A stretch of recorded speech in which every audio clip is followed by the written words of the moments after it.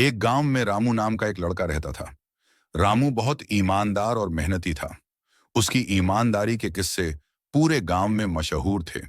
वह हर किसी की मदद करने के लिए हमेशा तैयार रहता था, चाहे कोई बड़ा हो या छोटा। उसकी यह आदत उसे सबका चहेता बना देती थी। एक दिन की बात है, रामू जंगल की ओर गया था, लकड़ियां इकट्ठा करने के लिए।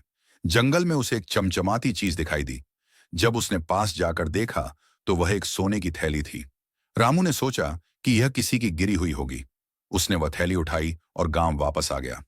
गांव में आकर रामू ने घोषणा की, मुझे जंगल में यह सोने की थैली मिली है। क्या यह किसी की है? यह सुनकर गांव के लोग उसकी ईमानदारी की सराहना करने लगे। कुछ देर बाद गांव का एक बूढ़ा व्यक्ति आया और बोला, यह थैली मेरी है। मैं इसे बाजार ले जा रहा था, लेकिन रास्ते में गिर गई थी। रामू ने बिना किसी सवाल के वह थैली उस बूढ़े व्यक्ति को लौटा दी। बूढ़े व्यक्ति ने उसे धन्यवाद देते हुए कहा, बेटा, आज के समय में तुम्हारे जैसे ईमानदार लोग बहुत कम हैं। ये थैली वापस पाकर मेरी सारी परेशानी दूर हो गई।